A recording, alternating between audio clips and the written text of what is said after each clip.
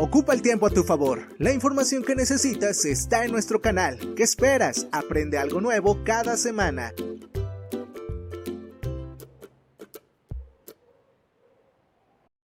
Un gusto saludarlos nuevamente y a todos nuestros alumnos. En esta oportunidad nuevamente nos encontramos para tratar el segundo tema de aritmética, que corresponde a la multiplicación y división. La semana anterior nosotros hemos trabajado la adición y sustracción. Han habido muchas formas de multiplicar a través de la historia, ¿ya? Sin embargo, la forma de multiplicar que tenemos ahora fue inventada en la India. Hay que recordar que este es un proceso muy complicado que ha durado muchos siglos, ¿no? Acá tenemos un ejemplo de cómo se multiplicaba antiguamente en la India, mediante unas reglillas donde se colocaba los resultados en unas casillas y luego se realizaba la suma de estos valores, ¿no? Y así se podía hacer multiplicaciones.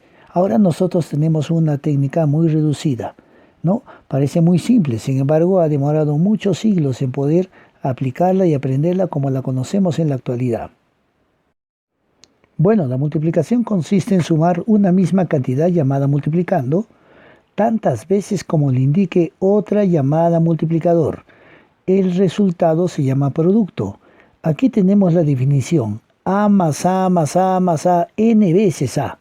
¿Cómo se resume eso? Diciendo A por n.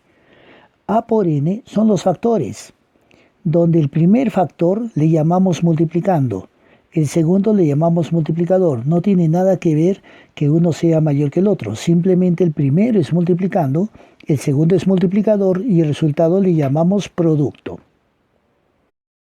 Vamos ahora con una operación muy importante, la división.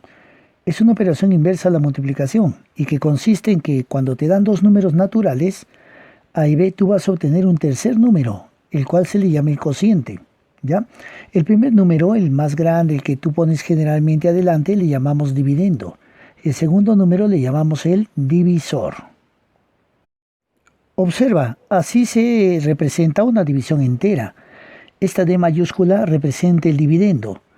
La D minúscula es el divisor, la Q representa el cociente y la R significa el residuo.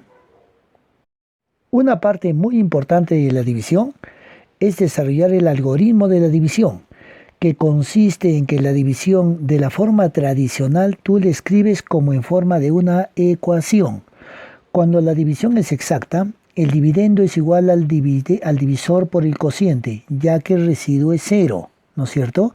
Cuando la división es inexacta, como la mayoría de los casos que vamos a practicar, ya entonces el dividendo es igual al divisor por el cociente más el residuo. ¿Ya? Eso es en la división inexacta. ¿Qué propiedades tiene la división inexacta? La primera, que el residuo siempre es mayor que cero y es menor que el divisor. La segunda, que el residuo más pequeño que puedes tener es la unidad, hablando de una división inexacta. Tercera, que el residuo máximo que puedes obtener es el divisor menos 1, porque el residuo jamás puede llegar a ser igual al divisor. Y la última, que el residuo máximo más el residuo mínimo en una división con un mismo divisor, justamente al sumar estos residuos es igual al divisor. Digamos que te voy a poner el siguiente ejemplo. Si voy a dividir, por ejemplo, 19 entre 6. Yo diría 6 por 3 es 18, ¿no es cierto? Efectúo la resta y ¿cuánto me queda? Me queda 1. ¿Te das cuenta? ¿Qué representa esta parte que está acá? Es el residuo mínimo. Es el menor residuo que puedo llegar a obtener, ¿no es cierto? ¿Y qué pasaría si yo divido 23 entre 6? También es 6 por 3, 18. Y para 18, si yo efectúo una resta, me sale 5. Mira, ¿qué representa este 5 que está aquí? Representa el residuo máximo que tú puedes llegar a tener. Como te darás cuenta, este residuo mínimo y este residuo máximo, si tú los vas a sumar, ¿cuánto te da? 6, ¿no es cierto? Entonces, ¿cuál es el residuo mínimo? Si yo divido entre 6 o entre cualquier número, la unidad. ¿Y cuál es el residuo máximo? Depende del número por el cual divides. Si divides entre 6, su residuo máximo será 5. Pero si yo voy a dividir entre 10, el residuo máximo que puedo llegar a obtener es 9, ¿no es cierto? Finalmente, recuerda que existen dos clases de división inexacta, la división por defecto y por exceso. La división por defecto es la que nosotros estamos acostumbrados a hacer. A ver, déjame colocarte un ejemplo. Si yo tengo 25 entre 7, entonces yo digo 7 por 3, 21. Y para 25 estaría sobrándome 4. Entonces quiere decir que vas a recordar que este residuo que tenemos es por defecto. ¿Y qué significa eso? Que en realidad cuando hemos multiplicado, este residuo es lo que le falta para llegar a ser 25. Cuando multiplico 7 por 3, ¿no es cierto? Entonces hay una diferencia por defecto de 4 unidades. Sin embargo, yo podría tener de repente la división de 25 entre 7. Y podría decir 7 por 4, 28, que sobrepasó por 3 al 25. Si yo hiciera este tipo de división, se llama división por exceso.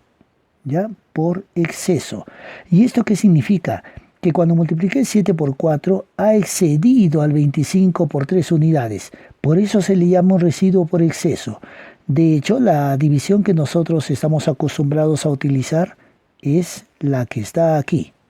Bien, ahora en base a esta explicación de los temas que hemos realizado, vamos a empezar con la parte práctica.